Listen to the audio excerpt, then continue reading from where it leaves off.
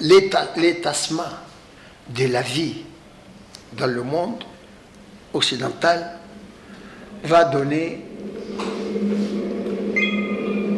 la révolution.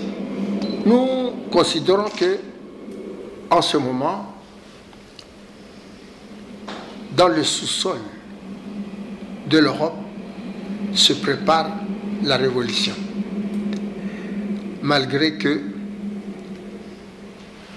les renseignements généraux sont bien installés dans les entreprises pour canaliser les révoltes à venir.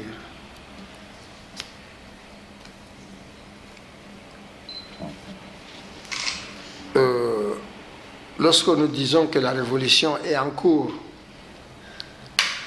c'est parce que j'ai l'expérience et connaissance de la France et du mouvement marxiste et de l'histoire du mouvement marxiste-léniniste en Europe. Il est donc nécessaire d'avoir le point de vue du Parti communiste cubain, du Parti du travail de Cuba, de leur point de vue sur la situation actuelle, particulièrement en Europe, et son évolution future, afin que le mouvement communiste international se recherche maintenant et le plus vite possible pour envisager la 3e ou la 4e internationale de Marx, de Lénine et Staline. Parce que les événements à venir nécessitent à ce que les partis communistes du monde se concertent pour savoir l'évolution dans l'Europe et dans le monde et constituer un front uni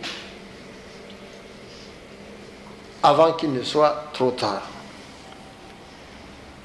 Je finirai ici en disant que vous, camarades présents, dans cette réunion, j'attends chacun de vous intervenir dans les sujets qui l'intéressent pour que ceux qui seront à l'écoute de cet enregistrement puissent prendre connaissance de vos points de vue.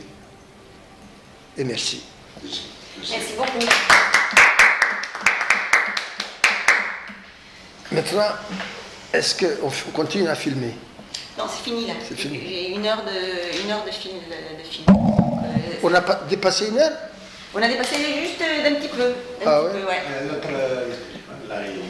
Et le téléphone? Mais comment on peut continuer à filmer avec votre téléphone? Avec vos téléphones. Ah, il était en cours jusqu'à présent? Il marchait? Non. Mais le son? Je compte pas. Le son, je crois pas. Mais là, par exemple, là j'ai l'enregistrement de toute façon. Là, okay. La voix, elle y est. Donc, eh ben, merci beaucoup pour cette intervention. Ah, la voix est liée, donc on peut la mettre là-bas? Oui, oui. Il faut qu'on continue à filmer pour les gens qui vont... D'accord. Donc moi je voulais vous remercier beaucoup monsieur camarade Moussa pour votre intervention. C'était extrêmement intéressant de voir comment vous analysez la situation mondiale aujourd'hui, les différentes contradictions, la lutte de classe internationale, on va dire comme ça, qui est en jeu, et qu'est-ce que peuvent faire les organisations et surtout les partis communistes pour pouvoir justement, comme vous dites, faire cette révolution mondiale. Donc moi j'aurais un point que je voudrais un petit peu analyser avec vous, c'est quand vous dites par exemple en ce qui concerne l'Amérique latine, puisque je suis coordinatrice pour l'Alliance bolivarienne, si vous pouviez un petit peu détailler, ou nous expliquer pourquoi vous considérez que la révolution cubaine n'a pas eu ou n'a pas donné de leçons au reste de l'Amérique du Sud, quand on a vu quand même qu'avec la révolution cubaine, il y a eu énormément, après justement la révolution cubaine, des mouvements révolutionnaires qui se sont mis en place en Amérique du Sud, de l'Argentine jusqu'au Chili, en passant par la Colombie, le Brésil, etc. Donc, est-ce que vous pouvez juste nous détailler ce petit point? Alors, lorsque des mouvements populaires dans un pays comme l'Amérique latine se développent, cela est naturel de la situation économique et sociale. C'est un élément quantitatif et non un élément qualitatif. C'est la révolution qui est l'élément qualitatif dans la mesure où l'idéologie, la conscience, l'organisation, la lutte est scientifiquement élaborée. Le tout est élaboré scientifiquement. C'est une révolte qui vient de la crise, comme les révoltes qu'on voit naturellement dans tous les pays agraires. Il ne rentre pas dans le cadre révolutionnaire. Le cadre révolutionnaire, c'est le parti, c'est la classe, le mot d'ordre révolutionnaire de classe et non le mot d'ordre de masse. Il y a une différence. Donc, la révolution cubaine est une révolution prolétarienne. Le mouvement communiste international le reconnaît par beaucoup de qualités, notamment lorsque je dis qu'il a participé à la libération, la participation militaire de la libération de l'Afrique. Bon. Mais les pays voisins, face à l'antichrist américain, voir que le Chili est passé aux élections par la voie pacifique, ils croyaient à la voie pacifique, c'est lamentable. Il y a un manquement, il y a des choses à rechercher dans la révolution et dans le parti communiste cubain. Comment se fait-il que les partisans de Salvador Allende croyaient au pouvoir, au passage pacifique au pouvoir? C'est impossible dans le cadre impérialiste, surtout quand on est voisin de l'antichrist américain. C'est impossible. Le passage pacifique, c'est de l'assassinat. C'est al-intihar bil arabia. Suicide. C'est suicide. Oui. Vous voyez les résultats? Oui. Combien de disparus? Exact. Plus de 3000, oui. Donc, on ne peut pas considérer en dehors de Cuba, on ne pourra pas considérer que dans les mouvements qui s'est réalisés en Amérique latine sont des mouvements qualitatifs, sont des mouvements quantitatifs de masse et non de classe. Voilà ma réponse. Très bien. Je vous remercie vraiment. C'est excellent, il y a un enchaînement très logique. C'est convaincant et surtout c'est bien un exposé clairement. Toutefois, quelques remarques, bon, peut-être le temps ne le permettrait pas, mais ce n'est pas un sujet à poser quelques questions, c'est à dialoguer très profondément et très long. Je commence par la dernière remarque de l'adorable camarade. Ce n'est pas seulement, je considère que ce n'est pas seulement le défaut du Parti communiste cubain ou le passage de pouvoir pacifiquement à travers l'électorat, à travers l'élection au Chili, que ça n'a pas rayonné au niveau de l'Amérique latine, l'Amérique centrale. Il y a aussi d'autres éléments internes à chaque pays Et les échecs qu'il y a eu quand on revoit l'Uruguay, les sandinistes, les Tupamaros, les tentatives qui ont été faites, qui n'ont pas aussi donné de suite. Donc là, je ne condamnerai pas le Parti communiste cubain ou hollandais, le feu hollandais. Ça d'une. De deux, je ne suis pas peut-être d'accord sur le fait de dire que la création d'État sioniste est une malédiction. C'est un petit peu ça. Hein? Des Arabes, vu leur conflit et ainsi de suite. Moi, je dirais que la création de l'État sioniste trouve les origines dans le partage de Sykes-Picot et le développement du capitalisme, là, la référence célèbre de Lénine, l'impérialisme, stade suprême du capitalisme, où le capital, en pleine crise, s'exporte et exporte avec lui ses crises et ses contradictions. Donc, il y a d'une part, il résout le problème, disons, interne au niveau local du capital, mais on crée d'autres sur les pays ayant reçu, du moins, ayant reçu le capital d'autres. Donc, l'État d'Israël n'était pas seulement une... Je ne sais pas, d'ailleurs, dans toute votre logique, que je trouve extraordinaire en tant que marxiste-léniniste, mais ça ne se marie pas de constater que c'est une malédiction de Dieu, tout ça.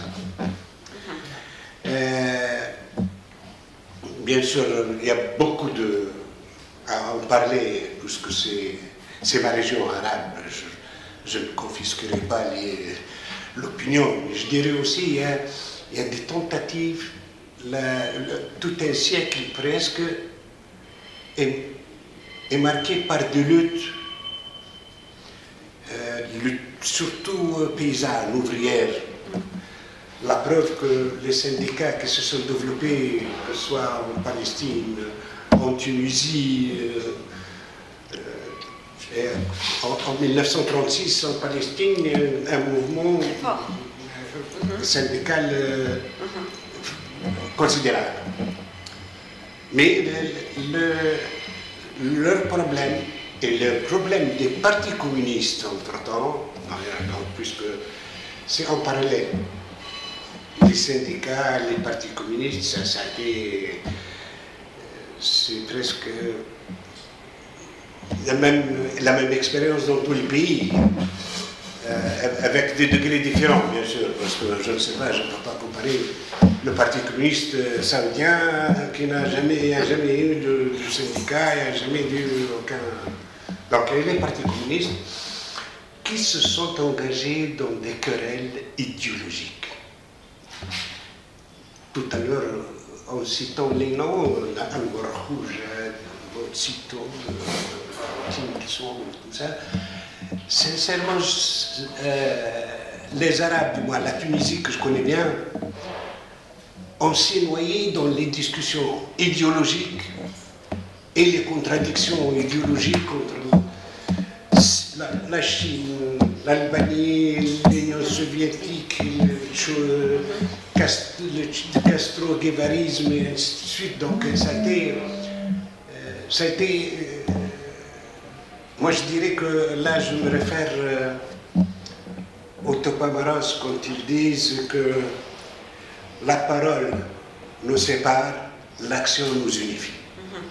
La parole nous sépare, nous éloigne. L'action nous unifie. C'est ça, c'est le problème du tiers-monde, du monde arabe, entre parenthèses. Ce n'est pas un monde, c'est une partie du monde. Ceux qui se sont engagés dans des luttes vraiment inutiles et stériles parfois. Ou alors comment expliquer qu'un parti un grand parti comme le BAS, il est en Syrie, en Irak, avec des satellites, et il n'arrive pas, depuis 60 ans, on n'arrive même pas à libérer un pays, à se libérer ni la Syrie ni l'Irak. Le nasserisme, le gaddafisme, je dirais que là, ce ne sont pas des expériences, bon, je dirais amères. Mais comment en profiter de ces expériences? Vous avez conclu que vers la construction ou vers l'amélioration pour aboutir à créer les créations objectives d'une révolution. Tout d'abord, ça nécessite beaucoup d'éléments. L'unité idéologique des partis, du moins, qui prétendent être communistes ou marxistes-léninistes. Avoir une structure partisane, dure, solide et consistante, donc, pour assurer une pérennité. Et également, le troisième élément, le troisième pilier, c'est le programme. Quel est le programme réalisable, surtout? Parce que, parlant d'une révolution, il faut quand même d'autres éléments objectifs, c'est je dirais que la contradiction, les principales contradictions deviennent très antagonistes entre capital, entre travail, entre nations opprimées. Donc les contradictions, ils ne sont pas actuellement développées. Moi je dirais que c'est pour la seule raison, je vous fais rire peut-être, que nos ennemis ont bien étudié le marxisme que nous. Pour le brancher, j'ai une batterie aussi. Donc, nos ennemis, ils ont bien étudié le marxisme et ils en profitent bien. Et rien que rappeler la loi fondamentale du marxisme en économie, la baisse tendancielle de tout profit, et ils ont bien étudié les idées capitalistes. Ils ont bien profité pour survivre, parce que les crises cycliques citées par le marxisme n'ont pas, en fin de compte, donné une survie réelle du capitalisme, ni la création d'une classe ouvrière solide. Je m'excuse, peut-être je parle mal. Non. Non, c'est l'idéologie qu'on cherche. On s'en fout de... non, mais de toutes les façons... On cherche l'idéologie. Mais de toutes les façons, c'est des flashs, parce que ça nécessite des discussions très très... Ouais. Je m'excuse. Maintenant, c'est toi. Moi, je vais aux toilettes. C'est toi maintenant. Les questions ont été enregistrées. Je vais aux toilettes. Tout à l'heure, pour les questions. Pour les questions, donc, les questions à propos de dire État, ce n'est pas un État pour moi, parce que les prisonniers, regardent qu'est-ce qui se passe pour les prisonniers à Palestine colonisée. Donc ce n'est pas un État pour moi. Je n'utilise pas ce mot, j'utilise toujours Al-Kien, je ne sais pas. Entité. Pas État sioniste. Ce n'est pas un État. L'entité de colonisation. D'accord. Ou l'entité ennemie. Très bien. Comme les Syriens et comme les Irakiens, toujours font ça. Toujours à la frontière, déjà, j'étais à la frontière Irak-Syrie. Toujours c'est utilisé, toujours pas d'invasion, même de citoyens qui peuvent utiliser les mots qui sont contre être résistant, parce que la résistance doit être culturelle.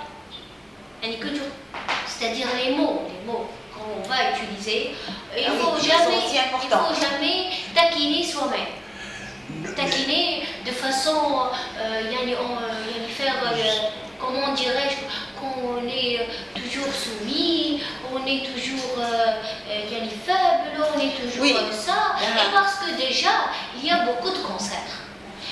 Déjà, par exemple, la maison qu'on s'appelle la Mecque. La Mecque, c'est colonisé. La Mecque, c'est colonisé. À côté de la Mecque, il y a comment ça s'appelle. Par exemple, Moussa, je vais vous questionner à propos de la Mecque. Maintenant, à la Mecque, il y a à notre côté, il y a les coutumes des maçons. Il faut nous expliquer qu'est-ce que ça veut dire, par exemple le Big Ben à côté, qui fait comme ça, comme le dragon pour le Brahimi, pour le Beit Ibrahim. Qu'est-ce qui se passe? Qu'est-ce qui se passe pour la colonisation? De point de vue, cette île qui s'appelle île arabe, Péninsule. île arabe, le Yémen s'est dégradé, ça va être le génocide. D'un côté, c'est la faim. C'est la faim pour le peuple. Et donc, c'est le génocide pour les Yéméniens. Et les Yéméniens sont le peuple de civilisation de cette péninsule. Donc, qu'est-ce qui se passe? Les maçonnites, maintenant, dans les frontières de Suisse-France, qu'est-ce qu'ils font pour le boson de Higgs et tout ceci, pour le déclin de l'humanité et pour toujours, comment dirais-je, produire des dragons, produire des dragons pour l'humanité, pour assassiner l'humanité. Et ils sont contre la pluralité, hein. La pluralité sociétale, la pluralité société, et contre, par exemple, les éthiques, accepter les autres, il faut être toujours taquineur, il faut, le dogme, pour eux c'est le dogme, il faut faire le dogme pour les autres, être dogmatique, pour eux c'est le paradis. Assine, qu'est-ce que vous voulez dire? Non, juste pour... il y a toujours beaucoup de choses à dire, mais juste pour la Mecque, je dirais ce n'est plus un lieu saint, un constat, mais c'est le plus grand projet touristique du monde. Et ce sont les El Saoud qui en profitent. Béni. Donc, et une base militaire aussi. C'est un lieu saint qui devient un lieu commercial par excellence. C'est un Hong Kong, un China, je ne sais pas quoi. Donc, avec mes respects, toutes les religions, c'est devenu un grand projet touristique, projet commercial. Et militaire. Juste pour l'aider de Mecque. On profite de l'autre. Il ne faut pas oublier qu'il y a des bases militaires en Arabie Saoudite. À Bahreïn. Oui, exactement. Il y a une base militaire américaine. En Arabie Saoudite. Et maintenant, le pratique, c'est la génocide. Par exemple, parce qu'il y a une autre croyance. Une autre croyance comme Iran. Donc, ils vont assassiner tout le monde à pratique parce que déjà, par exemple, les fondateurs de sciences religieuses ici sont dans la prison. Pour décliner un peu de... par exemple, la péninsule était dans le temps 40% de notre croyance de l'islam. Maintenant, pour dégrader ça... Parce qu'ils sont des suprémacistes. C'est contre la pluralité. Bien sûr. C'est contre la pluralité. Pour faire le dogmatique. De toute façon, je m'excuse là sur la question des sunnites et chiites. Le problème est là. Non, il y a pas de problème. Il y a Ibadiyya, il y a Khawarij, il y a Mu'tazila, il y a beaucoup. Il y a beaucoup la pluralité.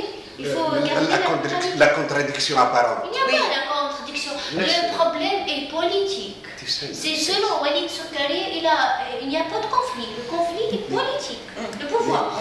Mais moi, je veux dire que ça a tout le temps existé, mais avec des degrés les effets et les conséquences. Moi, j'ai vécu en Irak. Donc, il faut voir que on va nous observer, soyons organisés dans le débat, parce que les gens vont nous voir. Donc, moi, je vais reprendre, et peut-être, quand j'aurai fini, de reprendre tout ce que vous avez évoqué ici. Vous allez me dire si on arrête ici ou on continue à nouveau à changer les paroles entre nous. Donc, je vais reprendre ce que vous avez présenté, vous et le camarade à côté et la fille, sur la question de la Mecque. Deux questions. Et l'autre question à propos de vous expliquer comment ils réfléchissent les maçonnites dans le monde. Parce que déjà, les maçons, les francs-maçons.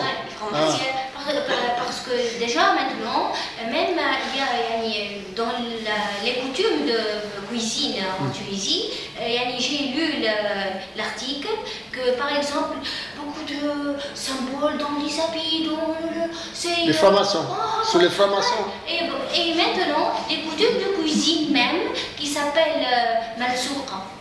L'autre mot, c'est un symbole de... Par exemple, c'est Bretagne, puis le Roumanie, puis le grec, lyonnais, puis c'est l'autre pays qui sont les fondateurs de cette croyance. Okay. Par exemple, c'est la religion de la non-religion que s'appelle. Donc,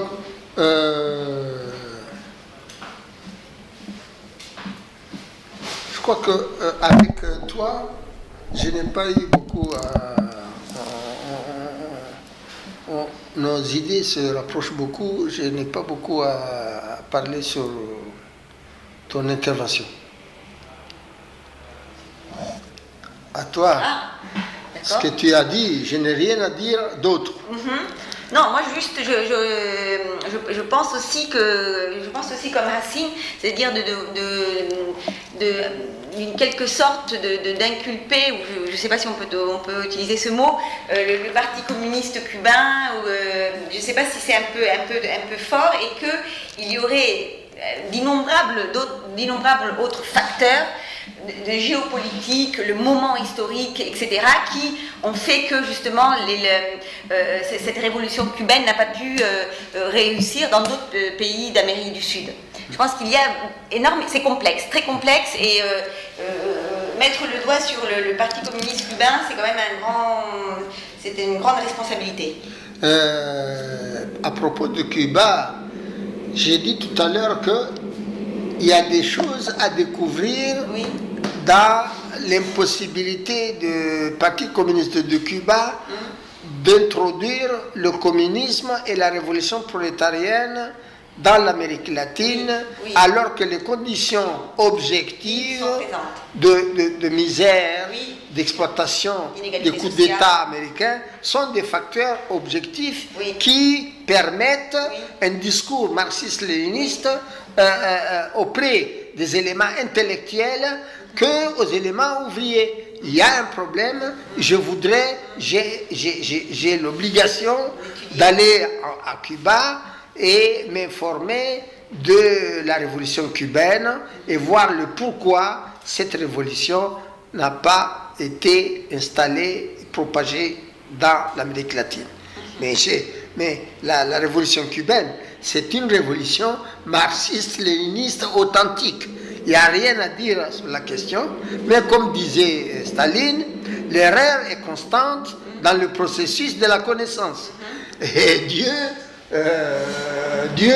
sait que nous sommes des faibles, une création, il le dit dans le Coran, que Dieu nous connaît ce que nous sommes, et que nous sommes des faibles. Rien n'est parfait. Ce qui est parfait, c'est Dieu. Donc, non, la révolution cubaine, il n'y a pas à mettre en cause. Je vais juste un petit point que je voudrais quand même aussi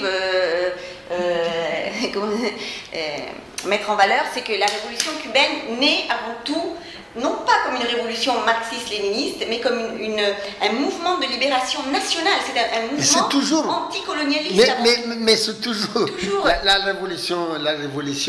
révolution chinoise était une lutte de libération nationale qui est passée au communisme. Oui. Mais la révolution cubaine est une révolution de démocratie populaire qui est passée au communisme. Oui. Parce que la direction politique dans les deux pays sont marxistes-léninistes.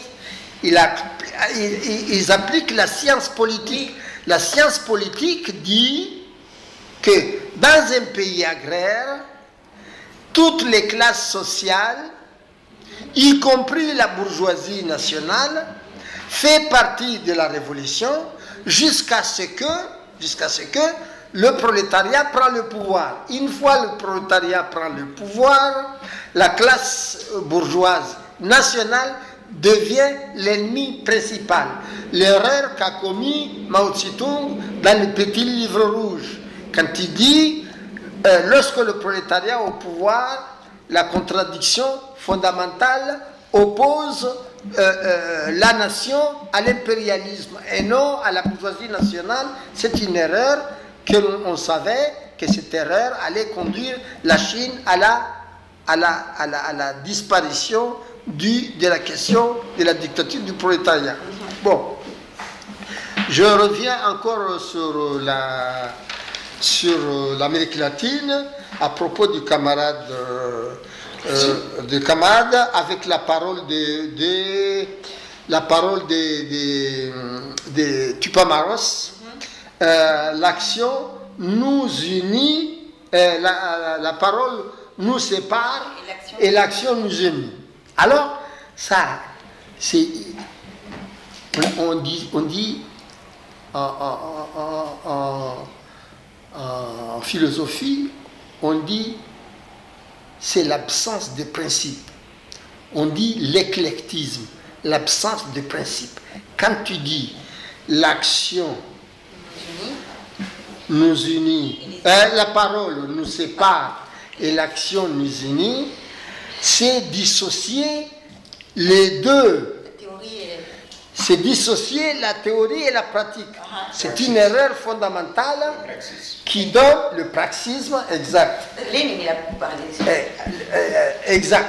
Ça, c'est l'idéologie qui a donné à l'Amérique latine beaucoup de sang coulé, sans résultat, jusqu'à nos jours. Parce que le passage de Trotsky dans l'Amérique latine a lessivé le marxisme-léninisme. Le passage de Trotsky à l'Amérique latine a lessivé la doctrine marxiste-léniniste. C'est pourquoi les États de l'Amérique latine, soi-disant de gauche, ne sont que de gauche du capitalisme monopoliste d'État. Ce sont des gauches dont le sens de leur politique est de rendre la situation capitaliste plus supportable aux masses populaires. C'est rendre l'esclavage moins esclavagisé. Plus doux. Plus doux. Ouais. C'est pérenniser l'esclavagisme. Ce qui montre que l'idéologie n'est que le produit de l'économie et des lois économiques, du mode de production. Donc, il faut retourner à la doctrine, au classique du marxisme, pour vider dans l'esprit des intellectuels leur culture initiale, en parallèle avec la fusion, avec le mouvement pratique, le mouvement syndical, le mouvement associatif. et rompre les relations avec le milieu bourgeois intellectuel. Sinon, la plume ne sera pas tranchante, ne vibrera pas le cœur du lecteur. Moi, quand je lis les livres de la gauche de l'Amérique latine, je lis un livre universitaire. Je ne lis pas un livre militant. Je ne vibre pas quand je lis leurs livres. Je n'apprends rien. Je lis ce que je connais. Or, ce que je voudrais lire, c'est ce que je ne connais pas. Ce sont les révélations scientifiques dans les lois économiques existantes. Par exemple, dans mon expérience militante, je puis découvrir une théorie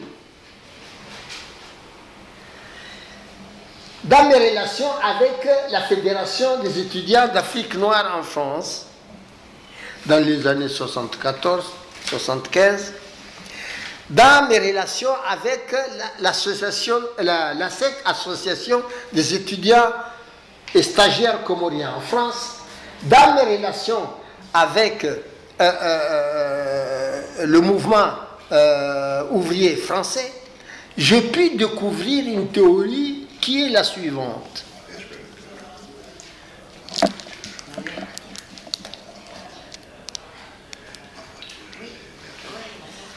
Que tu veux partir? Justement, l'aérodateur de la voiture, si j'ai mis dans il risque. Ouais. Je risque. Donc oui, tu veux partir, nous continuons jusqu'à ce que notre camarade nous dit.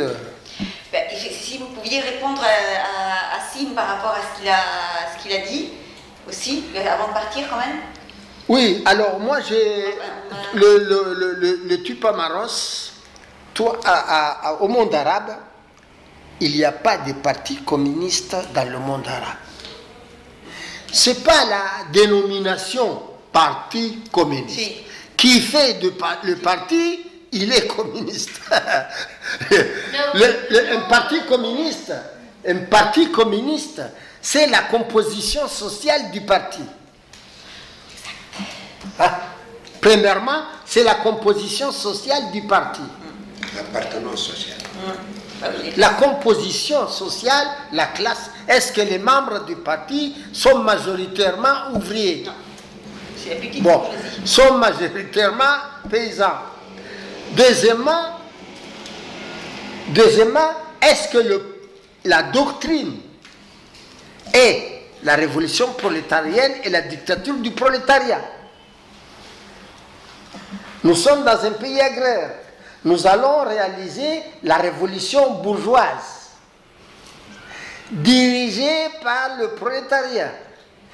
Elle regroupe la paysannerie, la bourgeoisie intellectuelle, les artisans, les petits commerçants, les agriculteurs. Ça, c'est la révolution démocratique bourgeoise dirigée par le prolétariat. Bon, nous réalisons pendant 10 ans, 15 ans, 20 ans, 30 ans, la révolution, pour développer les forces productives, l'industrialisation, la quantité et la qualité de la société au point de vue organisationnel, au point de vue idéologique, au point de vue militant, pour préparer les conditions matérielles, économiques et sociales de rentrer au socialisme. Ça demande du temps. Bon. Mais dès le départ, c'est la révolution prolétarienne des dictatures du prolétariat pour aller au communisme. Là, dans le monde arabe, il y a beaucoup de nominations des partis communistes libanais, parti communiste irakien, parti communiste, je ne sais quoi.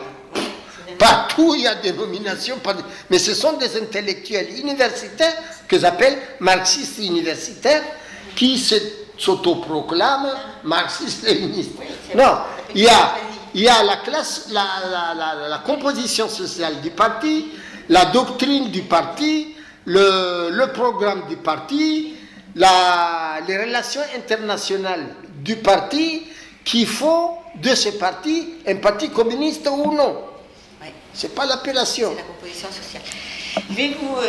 On va devoir arrêter Moussa. Je suis désolée. Ouais. En tout cas, c'était super intéressant. Je pense qu'on pourrait même renouveler la prochaine fois comment ça s'appelle, une réunion de ce genre, peut-être même avec d'autres personnes.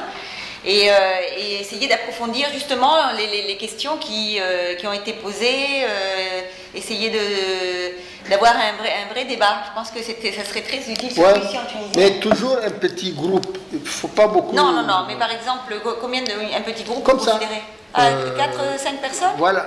D'accord. Petit groupe. Mais on peut renouveler... Pour que tout le monde participe aux paroles.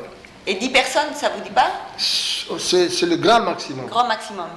Je pense que ça a été très intéressant. Moi, j'adore en plus cette, on peut dire analogie ou on peut dire cette comparaison que vous faites aussi avec le Coran.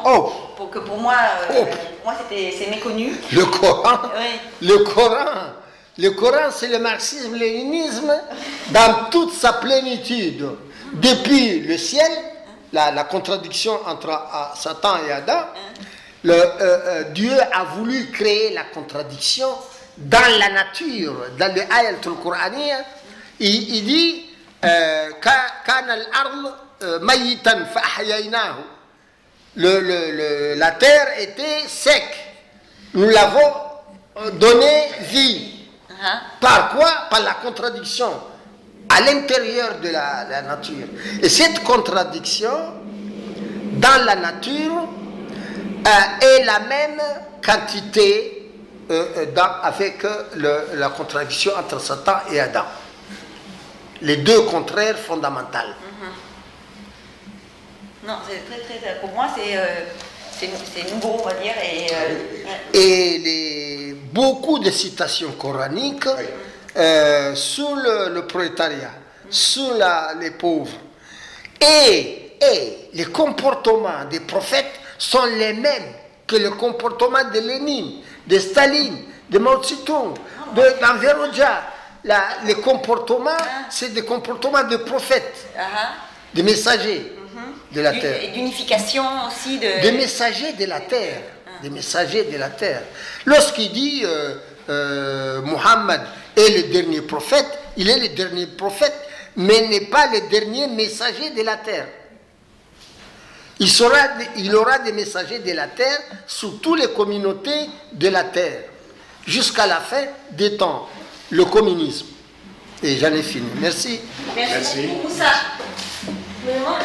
Et tu prononces beaucoup mon nom, c'est pas bon. Pourquoi? C'est Karizombo. Ah, Karizombo. Karizombo, c'est le nom militant. Ah, je savais pas. Bon, et tu Oui, tout de suite. Oui.